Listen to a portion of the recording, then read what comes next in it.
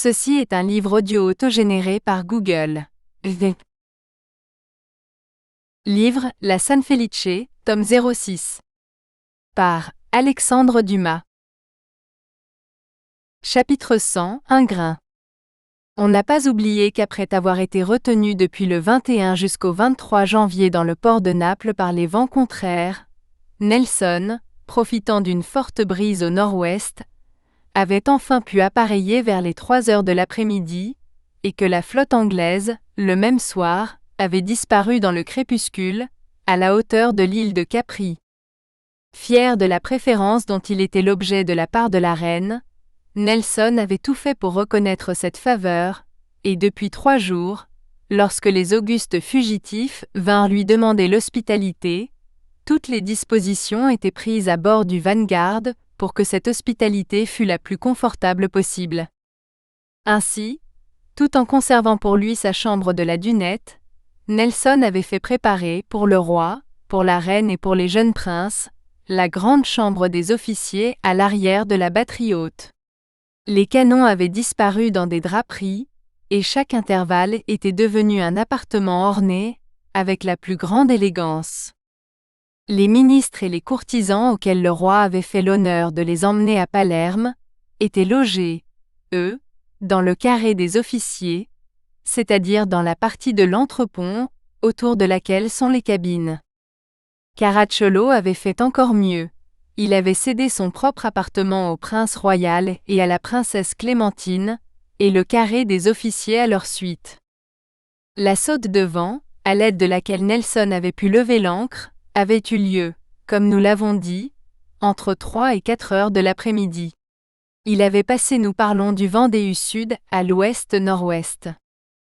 À peine Nelson s'était-il aperçu de ce changement, qu'il avait donné à Henri, son capitaine de pavillon, qu'il traitait en ami, plutôt qu'en subordonné, l'ordre d'appareiller. « Faut-il nous élever beaucoup au large de Capri ?» demanda le capitaine. « Avec ce vent-là, c'est inutile, » répondit Nelson. « Nous naviguerons grand largue. » Henri étudia un instant le vent, et secoua la tête. « Je ne crois pas que ce vent-là soit fait, » dit-il. « N'importe, profitons-en tel qu'il est. Quoique je sois prêt à mourir et à faire tuer mes hommes, depuis le premier jusqu'au dernier, pour le roi et la famille royale, je ne verrai leur majesté véritablement en sûreté que quand elles seront à Palerme. Quels signaux faut-il faire aux autres bâtiments? D'appareiller comme nous et de naviguer dans nos eaux, route de Palerme, manœuvre indépendante. Les signaux furent faits, et on l'a vu, l'appareillage eut lieu. Mais à la hauteur de Capri, en même temps que la nuit, le vent tomba, donnant raison au capitaine de pavillon Henri. Ce moment d'accalmie donna le temps aux illustres fugitifs, malades et tourmentés depuis 3 jours par le mal de mer, de prendre un peu de nourriture et de repos. Inutile de dire qu'Emma Liona n'avait point suivi son mari dans le carré des officiers, mais s'était restée près de la reine. Aussitôt le souper fini, Nelson, qui y avait assisté, remonta sur le pont. Une partie de la prédiction de Henri s'était déjà accomplie, puisque le vent était tombé, et il craignait pour le reste de la nuit, sinon une tempête, du moins quelques grains. Le roi s'était jeté sur son lit, mais ne pouvait dormir. Ferdinand n'était pas plus marin qu'homme de guerre. Tous les sublimes aspects et tous les grands mouvements de la mer, qui font le rêve des esprits poétiques, lui échappaient entièrement. De la mer, il ne connaissait que le malaise qu'elle donne, et le danger dont elle menace. Vers minuit donc, voyant qu'il avait beau se retourner sur son lit, lui auquel le sommeil ne faisait jamais défaut, il se jeta à bas de son cadre, et suivi de son fidèle Jupiter, qui avait partagé, et partageait encore le malaise de son maître, sortit par le panneau de commandement, et prit un des 2 escaliers de la dunette. Au moment où sa tête dépassait le plancher, il vit à 3 pas de lui Nelson et Henri, qui semblaient interroger l'horizon avec inquiétude. « Tu avais raison, Henri, et ta vieille expérience ne t'avait point trompé. Je suis un soldat de mer, mais toi, tu es un homme de mer. Non seulement le vent n'a point tenu, mais nous allons avoir un grain. Sans compter, Milord, répondit Henry, que nous sommes en mauvaise position pour le recevoir. Nous aurions dû faire même route que la Minerve. Nelson ne put réprimer un mouvement de mauvaise humeur. Je n'aime pas plus que votre seigneurie cet orgueilleux Caracciolo qui la commande, mais il faut convenir, Milord, que le compliment que vous vouliez bien me faire tout à l'heure, lui aussi, le mérite. C'est un véritable homme de mer, et la preuve, c'est qu'en passant entre Capri et le cap Campanella, il a au vent Capri, qui va adoucir pour lui la violence du grain que nous recevrons, sans en perdre une goutte de pluie, ni une bouffée de vent, et soulevant tout le golfe de Salerne. Nelson se tourna avec inquiétude vers la masse noire qui se dressait devant lui, et qui, du côté du sud-ouest, ne présente aucun abri. Bon, dit-il, nous sommes à 1 mille de Capri. Je voudrais en être à 10 000, dit Henry entre ses dents, mais pas assez bas cependant, pour que Nelson ne l'entendît pas. Une rafale d'ouest passa, précurseur du grain dont parlait Henry. Faites amener les perroquets, et serrez le vent. Votre seigneurie ne craint point pour la mâture ? Demanda Henry. Je crains la côte, voilà tout, répondit Nelson. Henry, de cette voix pleine et sonore du marin qui commande au vent et au flot, répéta le commandement, qui s'adressait à la fois aux matelots de quart et aux timoniers. Amenez les perroquets, et l'eau fait. Le roi avait entendu cette conversation et ce commandement, sans rien y comprendre. Seulement, il avait deviné qu'on était menacé d'un danger, et que ce danger venait de l'ouest. Il acheva donc de monter sur la dunette, et quoique Nelson n'entendît guère mieux l'italien que lui, Ferdinand, n'entendait l'anglais, il lui demanda « Est-ce qu'il y a du danger, milord ?» Nelson s'inclina, et se tournant vers Henry. « Je crois que Sa Majesté me fait l'honneur de m'interroger, » dit-il. « Répondez, Henry, si vous avez compris ce qu'a demandé le roi. »« Il n'y a jamais de danger, sire, » répondit Henry, sur un bâtiment commandé par Milord Nelson, parce que sa prévoyance va au-devant de tous les dangers, seulement, je crois que nous allons avoir un grain. « Un grain de quoi ?» demanda le roi. « Un grain de vent, » répondit Henry ne pouvant s'empêcher de sourire. « Je trouve le temps assez beau cependant, » dit le roi en regardant au-dessus de sa tête, la lune qui glissait sur un ciel ouaté de nuages, laissant entre eux des intervalles d'un bleu foncé. « Ce n'est point au-dessus de notre tête qu'il faut regarder, sire. C'est là-bas, à l'horizon, devant nous. Votre Majesté voit-elle cette ligne noire qui monte lentement dans le ciel, et qui n'est séparée de la mer, aussi sombre qu'elle, que par un trait de lumière, qui semble un fil d'argent. Dans 10 minutes, elle éclatera au-dessus de nous. » Une seconde bouffée de vent passa, chargée d'humidité, sous sa pression, le Vanguard s'inclina et gémit. « Carguez la grande voile, » dit Nelson, laissant Henry continuer la conversation avec le roi, et jetant ses commandements sans transmission intermédiaire. « Allez bas le grand foc. » Cette manœuvre fut exécutée avec une promptitude qui indiquait que l'équipage en comprenait l'importance, et le vaisseau, déchargé d'une partie de sa toile, navigua sous sa brigantine, sous ses 3 huniers et sous son petit foc. Nelson se rapprocha de Henry, et lui dit quelques mots en anglais. « Sire, » dit Henry, « Sa Seigneurie me prie de faire observer à votre Majesté que dans quelques minutes, le grain va s'abattre sur nous, et que si elle reste sur le pont, la pluie n'aura pas plus de respect pour elle que pour le dernier de nos midshipmen. Puis-je rassurer la reine, et lui dire qu'il n'y a pas de danger ?» demanda le roi, qui n'était point fâché d'être rassuré lui-même en passant. « Oui, sire, » répondit Henry. « Avec l'aide de Dieu, Milord et moi répondons de tout. » Le roi descendit, toujours suivi de Jupiter, qui, soit redoublement de malaise, soit pressentiment comme en ont parfois les animaux à l'approche du danger, le suivit en gémissant. Comme l'avait annoncé Henry, quelques minutes s'étaient à peine écoulées, que le grain s'abattait sur le Vanguard, et qu'avec un effroyable accompagnement de tonnerre et un déluge de pluie, il déclarait la guerre à toute la flotte. Ferdinand jouait de malheur. Après qu'il avait été trahi par la terre, la mer à son tour le trahissait. Malgré l'assurance que lui avait donnée le roi en descendant près d'elle, la reine, aux premières secousses qu'éprouva le vaisseau, et aux premiers gémissements qu'il poussa, comprit que le Vanguard était aux prises avec l'ouragan. Placée immédiatement au-dessous du pont, elle entendait sans en rien perdre ce piétinement pressé et irrégulier des matelots, qui indique le danger par les efforts que l'on fait pour lutter contre lui. Elle était assise sur son lit, avec toute sa famille groupée autour d'elle, et Emma, comme d'habitude, couchée à ses pieds. Lady Hamilton, épargnée par le mal de mer, s'était entièrement vouée aux soins à donner à la reine, aux jeunes princesses et aux 2 jeunes princes, Albert et Léopold. Elle ne se levait des pieds de la reine que pour donner une tasse de thé aux uns, un verre d'eau sucrée aux autres, pour embrasser au front sa royale amie, en lui disant quelques-unes de ces paroles qui rendent le courage, en indiquant le dévouement. Au bout d'une demi-heure, Nelson descendit à son tour.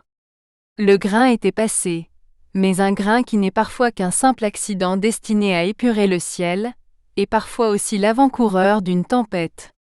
Il ne pouvait donc dire à la reine que tout était fini, et lui promettre une nuit parfaitement tranquille.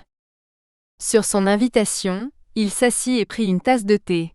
Les enfants de la reine, le jeune prince Albert excepté, s'étaient endormis, et la fatigue et l'insouciance de l'âge avaient triomphé de la crainte qui, autant que le malaise, tenait leurs parents éveillés. Nelson était depuis un quart d'heure à peu près dans la grande chambre, et depuis 5 minutes déjà, il semblait interroger les mouvements du vaisseau, lorsque l'on gratta à la porte, et que, sur l'invitation de la reine, cette porte s'ouvrant, un jeune officier parut sur le seuil. C'était évidemment pour Nelson qu'il venait. « C'est vous, monsieur Parkinson » dit l'amiral. « Qu'y a-t-il » ?»« Milord, c'est monsieur le capitaine Henry, » répondit le jeune homme, qui m'envoie dire à votre seigneurie que depuis 5 minutes, les vents ont passé au sud, et que si nous continuons la même bordée, nous serons jetés sur Capri. Eh bien, dit Nelson, virez de bord. Milord, la mer est dure, le navire fatigue et a perdu toute sa vitesse. Ah, dit Nelson. Et vous avez peur de manquer à virer, et... Le navire coule. Nelson se leva, salua la reine et le roi avec un sourire, et suivit le lieutenant. Le roi, nous l'avons dit, ne savait pas l'anglais, la reine le savait, mais les termes de marine ne lui étant pas familiers, elle avait compris seulement qu'il venait de surgir un nouveau danger. Elle interrogea Emma des yeux. « Il paraît, répondit Emma, qu'il y a à exécuter une manœuvre difficile, et qu'on ose le faire en l'absence de Milord. » La reine fronça le sourcil et poussa une espèce de gémissement. Emma, chancelant sur le plancher mobile, alla écouter à la porte. Nelson, qui comprenait le danger, était remonté vivement sur la dunette. Le vent, comme l'avait dit le lieutenant Parkinson, avait sauté au sud. Il faisait sirocco, et le bâtiment avait le vent complètement debout. L'amiral jeta un regard rapide et inquiet autour de lui. Le temps, nuageux toujours, s'était cependant éclairci. Capri se dessinait à bâbord, et l'on s'en était approché au point de distinguer, à la pâle lueur de la lune, tamisée à travers les nuages, les points blancs indiquant les maisons. Mais ce que l'on distinguait surtout, c'était une large frange d'écume blanchissant sur toute la longueur de l'île, et indiquant avec quelle fureur la vague s'y brisait. À peine Nelson eut-il jeté un coup d'œil autour de lui, qu'il jugea la situation. Le vent du sud avait masqué la voilure, les mâts, surchargés de toile, craquaient. De sa voix bien connue de l'équipage, il cria « Changez la barre, changez derrière !» Et s'adressant au capitaine Henry, « Virons en culant », ajouta-t-il. La manœuvre était hasardeuse. Si le vaisseau manquait son abatté, il était jeté à la côte. À peine fut-elle commencée, qu'on eût cru que le vent et la mer avaient compris le commandement de Nelson, et s'entendaient pour s'y opposer. La voile du petit hunier pesant de plus en plus sur le mât de hune, le mât plia comme un roseau, et fit entendre un craquement terrible. S'il se rompait, le bâtiment était perdu. En ce moment d'angoisse, Nelson sentit quelque chose peser légèrement à son bras gauche. Il tourna la tête, c'était Emma. Ses lèvres s'appuyèrent au front de la jeune femme avec une fiévreuse énergie, et frappant du pied, comme si le navire eût pu l'entendre. « Vire donc, murmura-t-il, vire donc. » Le navire obéit. Il fit son abatté, et après quelques minutes de doute, se trouva courant, bâbord amur, à l'ouest-nord-ouest.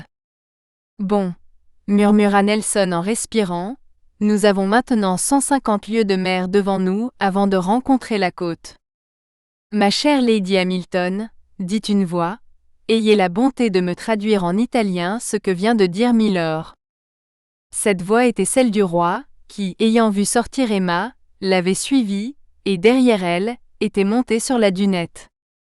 Emma lui donna l'explication des paroles de Nelson. « Mais dit le roi, qui n'avait aucune notion de l'art maritime, il me semble que nous n'allons point en Sicile, et qu'au contraire le bâtiment, comme disent les marins, a le cap sur la Corse. » Emma transmit à Nelson l'observation du roi.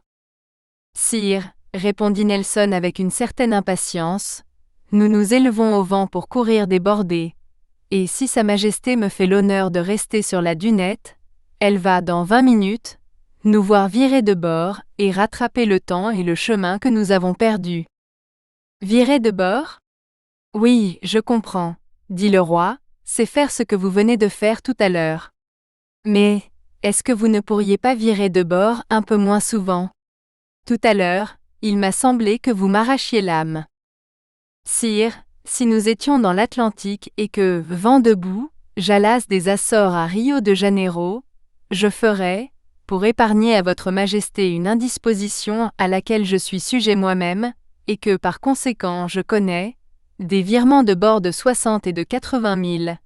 Mais nous sommes dans la Méditerranée, nous allons de Naples à Palerme, et nous devons faire des virements de bord de 3 en 3 000 au plus. Au reste, continua Nelson en jetant un regard sur Capri, dont on s'éloignait de plus en plus, Sa Majesté peut rentrer tranquillement dans son appartement, et rassurer la reine. Je réponds de tout. À son tour, le roi respira, quoiqu'il n'eût point entendu directement les paroles de Nelson. Nelson les avait prononcées avec une telle conviction, que cette conviction était passée dans le cœur d'Emma, et du cœur d'Emma, dans celui du roi. Ferdinand descendit donc, annonçant que tout danger était passé, et qu'Emma le suivait pour donner à la reine la même assurance. Emma suivit le roi en effet, mais comme elle dévia de la ligne droite en passant par la cabine de Nelson, ce ne fut qu'une demi-heure après que la reine, complètement rassurée, commença de s'endormir, la tête appuyée sur l'épaule de son ami. Le grain qui avait failli jeter Nelson sur les côtes de Capri avait atteint Caracciolo, mais d'une façon moins sensible. D'abord, une partie de sa violence avait été brisée par les hauts sommets de l'île qui se trouvaient au vent. Ensuite, ayant à manœuvrer un bâtiment plus léger, l'amiral napolitain lui avait commandé plus facilement que Nelson n'avait pu le faire au lourd Vanguard, encore tout mutilé par les boulets d'Aboukir. Aussi, quand au point du jour, après avoir pris 2 ou 3 heures de repos, Nelson remonta sur la dunette de son bâtiment, vit-il que, lorsqu'avec grand-peine, il était parvenu à doubler Capri, Caracciolo et son bâtiment étaient à la hauteur du cap Licosa, c'est-à-dire avaient de 15 à 20 000 d'avance sur lui. Il y avait plus, tandis que Nelson naviguait seulement sous ses 3 huniers, sa brigantine et son petit foc, lui avaient conservé toutes ses voiles, et à chaque virement de bord, gagnait dans le vent. Malheureusement, dans ce moment, le roi monta à son tour sur la dunette, et vit Nelson, qui, sa lunette à la main, suivait d'un œil jaloux la marche de la Minerve. « Eh bien, demanda-t-il à Henri, où en sommes-nous ? Vous le voyez, sire, répliqua Henri, nous venons de doubler Capri. Comment, dit le roi, ce rocher est encore Capri? Oui, sire. De sorte que depuis hier 3 heures du soir, nous avons fait 26 ou 28 milles. À peu près. Que dit le roi? Demanda Nelson. Il s'étonne que nous n'ayons pas fait plus de chemin, milord. Nelson haussa les épaules. Le roi devina la question de l'amiral et la réponse du capitaine, et comme le geste de Nelson lui avait paru peu respectueux, il résolut de s'en venger en humiliant son orgueil. « Que regardez donc, milord ?» demanda-t-il, quand je suis monté sur la dunette. « Un bâtiment qui est sous le vent à nous. » Vous voulez dire en avant de nous, capitaine. L'un et l'autre. Et quel est ce bâtiment? Je ne présume pas qu'il appartienne à notre flotte. Pourquoi cela, sire? Parce que, le Vanguard étant le meilleur bâtiment et Milord Nelson le meilleur marin de la flotte, aucun bâtiment, ni aucun capitaine, il me semble, ne peuvent les dépasser. Que dit le roi? Demanda Nelson. Henri traduisit à l'amiral anglais la réponse de Ferdinand. Nelson se mordit les lèvres. Le roi a raison, dit-il. Nul ne devrait dépasser le vaisseau amiral, surtout lorsqu'il a l'honneur de porter leur majesté. Aussi, celui qui a commis cette inconvenance va-t-il en être puni, et à l'instant même. Capitaine Henri, faites signe à monsieur le prince Caracciolo de ne plus gagner dans le vent, et de nous attendre. Ferdinand avait deviné au visage de Nelson que le coup avait porté, et ayant compris, à son intonation brève et impérative, que l'amiral anglais donnait un ordre, il suivit des yeux le capitaine Henri, pour lui voir accomplir cet ordre. Henri descendit de la dunette, resta quelques minutes absent, et revint avec divers pavillons à ranger dans un certain ordre, qu'il fit attacher lui-même à la drisse des signaux. « Avez-vous fait prévenir la reine, dit Nelson, qu'un coup de canon allait être tiré, et qu'elle ne s'en inquiéta point? » Oui, milord, répondit Henri. En effet, au même moment, une détonation se fit entendre, et une colonne de fumée jaillit de la batterie supérieure. Les 5 pavillons apportés par Henri montèrent en même temps à la drisse des signaux, transmettant l'ordre de Nelson dans toute sa brutalité. Le coup de canon avait pour but d'attirer l'attention de la Minerve, qui hissa un pavillon pour indiquer qu'elle prêtait attention au signal du Vanguard.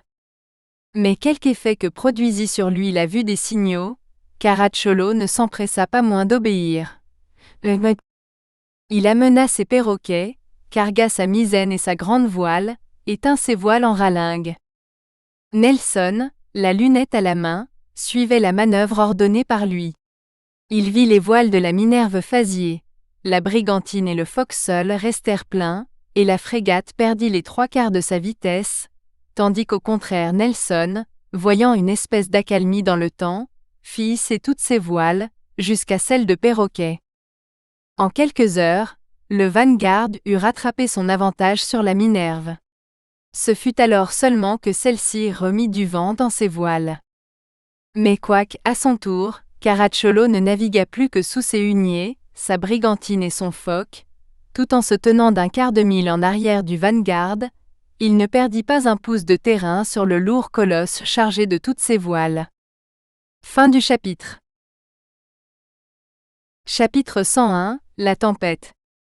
En voyant la facilité de la Minerve, et comment, pareille à un bon cheval, elle semblait obéir à son commandant, Ferdinand, commençait à regretter de ne s'être point embarqué avec son vieil ami Caracciolo, comme il lui avait promis de le faire, au lieu de s'embarquer sur le Vanguard.